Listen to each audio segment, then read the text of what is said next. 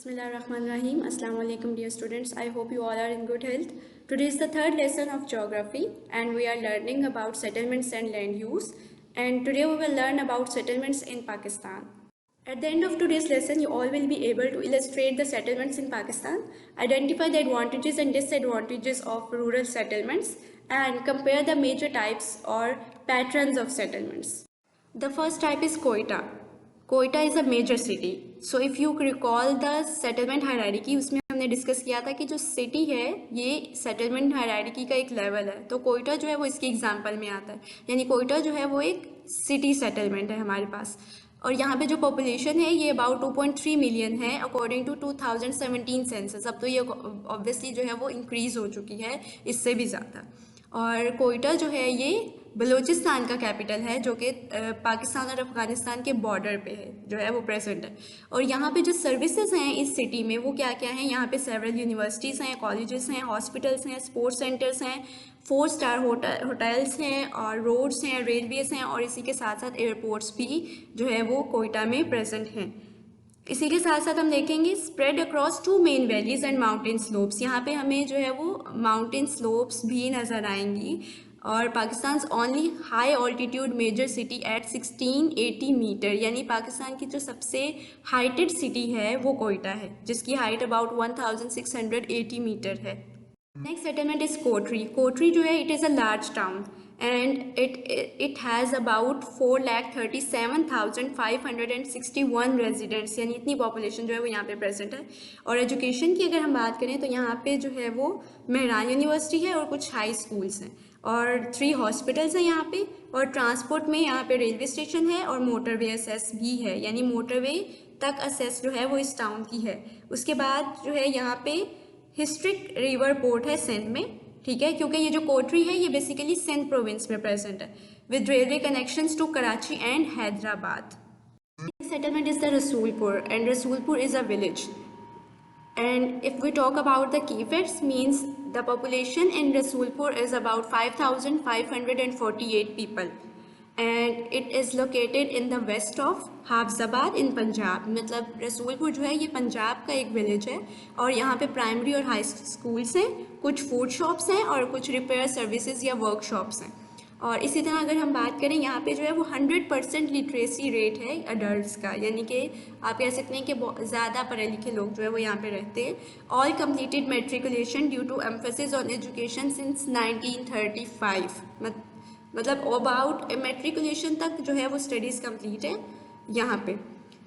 और ये किस वजह से है, क्योंकि 1935 से यहाँ पे जो है वो एजुकेशन पे बहुत ज़्यादा फोकस किया जा रहा है, तो लिटरेसी रेट इस वजह से यहाँ पे जो है वो ज़्यादा है।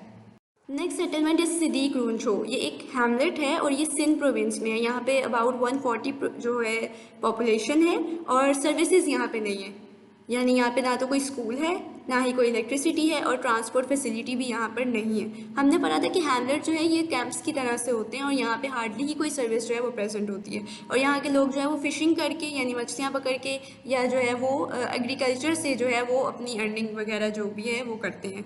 और यहाँ पे जो वाटर के लिए जो सोर्स है वो WWF ने जो है वो यहाँ पे जो है वो बायोफिल्टर जो है वो लगाया था, जिसकी वजह से यहाँ पे वाटर फैसिलिटी जो है वो इन लोगों को दी जा रही है। Next we have pros and cons और advantages and disadvantages of living in rural settlements. Rural settlements basically village settlements हैं, और यहाँ पे रहने के फ़ायदे क्या हैं। एक तो ये कि यहाँ पे पोल्यूशन कम होती है, क्योंकि यहाँ पे ट्रांसपोर्ट कम है, पॉपुलेशन जो है वो सिटीज़ के कंपैरिजन में कम होती है, और नॉइज़ भी इतना नहीं होता। और इसी तरह ये जो है प्रमोट करते हैं टूरिज़्म को due to their natural beauty. और यहाँ पे क्योंकि जो एरिया है वो स्मॉल है, और स्मॉल एरियाज़ में एज़ कम्पेयर टू बिगर और लार्जर एरियाज़ लॉज की जो इन्फोर्समेंट है या लॉज की जो इम्प्लीमेंटेशन है वो इजी होती है। तो यहाँ पे जो है जो भी कानून वगैरह बनाए जाते हैं उनको इन्फोर्स करवाना, उनको इम्प्लीमेंट करवाना आसान है। और जॉब कंपटीशन कम है क्योंकि लोग कम हैं, और इसी के साथ साथ हम देखते हैं कि विलेज एरियाज़ में बहुत ज़्यादा लिटरेसी रेट नहीं होता, यानी वहाँ पे क्योंकि एजुकेशनल सर्विसेज कम हैं, तो वहाँ पे जो है इसी वजह से जो है जॉब की जो फैसिलिटीज़ हैं वो यहाँ पे अव्वल तो होती ही बहुत कम है, और इसी वजह से हम कहते हैं कि जॉब कंपटीशन जो है वो यहाँ पे कम होता है एज़ कम्पेयर टू सिटीज़। और अफोर्डेबल लाइफस्टाइल है यहाँ पे, मतलब कोई बहुत ज़्यादा रिच नहीं है और बहुत ज़्यादा लग्जरी लाइफस्टाइल नहीं है, लेकिन अफोर्डेबल लाइफस्टाइल है। और अगर हम इनके जो है कॉन्स की बात करें, यानी कि डिसएडवांटेजेस की बात करें, तो उसमें ये आता है कि यहाँ पे रोड नेटवर्क्स लिमिटेड है, क्योंकि हमने कहा कि यहाँ पे पॉपुलेशन कम है, तो सर्विसेज जो हैं वो बहुत ज़्यादा नहीं है। रोड नेटवर्क्स कम हैं, एजुकेशन सर्विसेज कम हैं, एजुकेशन की फैसिलिटीज़ यहाँ पे स्कूल्स होंगे, हार्डली कोई गवर्नमेंट स्कूल जो हैं वो होते हैं, या प्राइमरी स्कूल्स होते हैं, कॉलेजेस या यूनिवर्सिटीज़ यहाँ पे नहीं होती। और जो है इंफ्रास्ट्रक्चर भी यहाँ का बहुत ज़्यादा बिल्डअप नहीं होता, यानी जिस तरह हमें सिटीज़ में जो है वो बिल्डिंग्स नज़र आती हैं, इस तरह से हमें विलेजेस में जो बिल्डिंग्स हैं वो नज़र नहीं आती। यहाँ पे कच्चे जो है वो घर होते हैं अमूमन। और लिमिटेड गुड्स वैरायटी, यानी चीज़ों की वैरायटी भी, क्योंकि यहाँ पे फैक्ट्रीज़ या इंडस्ट्रीज़ ऐसा इतनी नहीं होती हैं, तो जो है हमारे पास वैरायटी यहाँ पे कम होती है, मतलब कि बड़ी बड़ी मार्केट्स नहीं होती यहाँ पे। और इंटरनेट कनेक्टिविटी, सिटीज़ में हमारे पास जो है ये फैसिलिटीज़ अवेलेबल है कि हमें जो है वो इंटरनेट सर्विस मिलती है, लेकिन जो हमारे पास अगर हम देखें रूरल एरियाज़ हैं, गांव के इलाके जो हैं, वहाँ पे ये फैसिलिटी जो है वो नहीं होती। मे बी अब जो है जैसे कि एडवांसमेंट आ रही है, तो अब हमारे पास विलेजेस में भी ये फैसिलिटी हो, लेकिन अभी भी कुछ ऐसे विलेजेस हमें नज़र आएंगे जहाँ पे ये फैसिलिटी नहीं होती।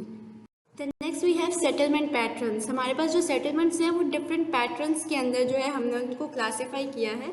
जैसे जो फर्स्ट सेटलमेंट पैटर्न है वो है न्यूक्लिएटेड और क्लस्टर। जैसे आप अगर फर्स्ट इमेज में देखें तो आप ये देख सकते हैं कि यहाँ पे जो घर है वो तकरीबन एक क्राउड की शेप में है, यानी कि पास पास है घर। तो जो वो एरियाज़ जहाँ पे जो घर है वो पास पास जो है वो बनाए जाते हैं, उनको हम कहते हैं बेसिकली कि ये हमारे पास जो है वो न्यूक्लिएटेड सेटलमेंट्स हैं। और ये जो न्यूक्लिएटेड सेटलमेंट्स हैं ये हमारे पास जो है अमूमन हमें सिटीज़ में जो है वो ज़्यादातर देखने में मिलती हैं कि घर जो है वो पास पास होते हैं।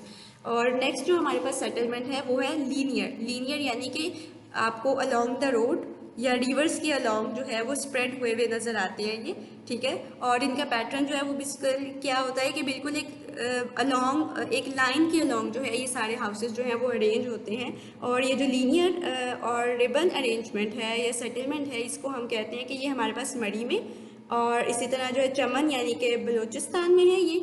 और बेसिकली ये जो है हमारे पास एक पैटर्न है सेटलमेंट का, जिसमें जो है हमारे पास हम देखते हैं कि हाउसेस का जो पैटर्न है, यानी हाउसेस के दरमियान डिफरेंसेस कितने हैं, कितने एरिया का गैप है। उसके बाद थर्ड में है हमारे पास डिस्पर्स सेटलमेंट। जैसे कि नेम से पता चल रहा है कि यहाँ पे जो हाउसेज है वो दूर दूर होंगे, ठीक है।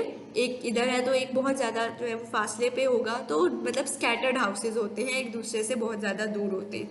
और ये जो हमारे पास सेटलमेंट है डिस्पर्स्ड सेटलमेंट, ये अमूमन हमें जो है वो देखने में मिलती है विलेजेस के अंदर, ठीक है। रूरल्स में जो हमारे पास रूरल एरियाज़ हैं, रूरल सेटलमेंट्स हैं, वहाँ पे हमें ये जो डिस्पर्स्ड सेटलमेंट है वो देखने में मिलती है। जैसे सवात वैली की एग्जांपल हम ले सकते हैं। और लास्ट पे आइसोलेटेड हमने सेटलमेंट हायरार्की में भी पढ़ा था। सबसे फर्स्ट लेवल जो है हमारे पास कि जिसमें हमें किसी एक जगह पे, जैसे फार्म हाउस की एग्जांपल हमने ली थी, कि वो जो है वो हमारे पास आइसोलेटेड ड्वेलिंग में आता है, यानी कि कहीं कोई किसी एक कॉर्नर में कोई एक घर जो है वो होगा। तो ये हमारे पास जो है वो सेटलमेंट पैटर्न्स हैं। Next we have the comparison of nucleated and linear patterns. यहाँ पे ये जो ट्रीज़ हैं ये बेसिकली डिनोट कर रहे हैं हाउसेस को।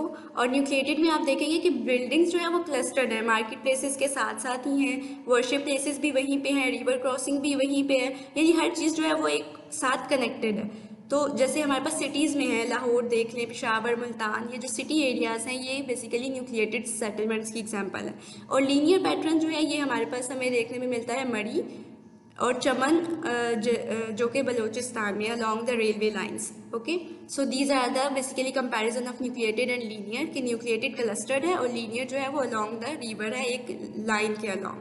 नेक्स्ट वी हैव डिस्पर्स्ड और आइसोलेटेड पैटर्न्स। डिस्पर्स्ड में हमने कहा कि स्कैटर्ड हाउसेज हैं, जैसे जो विलेज एरियाज़ में भी नज़र आते हैं हमारे पास, जो पोटोहार प्लेट्यू है पंजाब में, और सवात वैली, ठीक है, और बलूचिस्तान में जो फार्मिंग कम्युनिटीज़ हैं, यहाँ पे हमें जो है ये बेसिकली वो एरियाज़ है जहाँ पे हमें जो हाउसेज हैं वो बहुत ज़्यादा स्कैटर्ड नज़र आते हैं, बहुत ज़्यादा गैप के साथ नज़र आते हैं। और उसके कंपैरिजन में अगर हम आइसोलेटेड को देखें तो इसमें तो हमें हार्डली ही किसी एक कॉर्नर में कोई एक जो है वो सेटलमेंट या कोई एक जो है वो लिविंग एरिया नज़र आता है। जैसे कि हमने एग्जांपल ली थी लास्ट टाइम फार्म हाउसेस की, जो हमारे पास चोलिस्तान डेजर्ट्स में हैं। इसी तरह थर्ड डेजर्ट में जो रिमोट हाउसेस हैं, शेफर्ड हट्स हैं हुंजा वैली में, ये हमारे पास एग्जांपल्स हैं आइसोलेटेड पैटर्न्स की।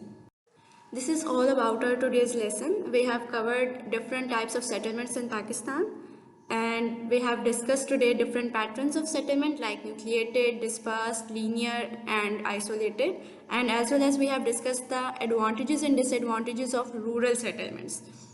जो डिस्कस हमने किए हैं एडवांटेजेस और डिसएडवांटेजेस, इनके अलावा भी बहुत से एडवांटेजेस और डिसएडवांटेजेस हैं, और मैं प्रेफर करूँगी कि आप जब भी इसको याद करें या लिखें तो आप जो है उन पॉइंट्स के अलावा जो कि बुक में गिवन है या हमने डिस्कस किया, उनके अलावा आप भी जो है वो एटलीस्ट 1 और 2 पॉइंट्स जो हैं वो ज़रूर लिखें इसमें।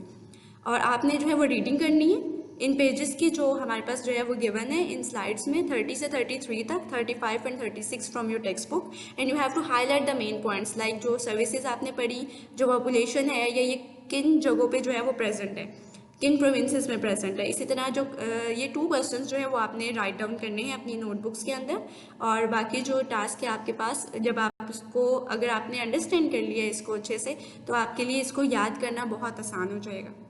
Thank you students, I hope there will be no problem at all, but if you find any difficulty you can ask me. Thank you so much, have a nice day, Allah Hafiz.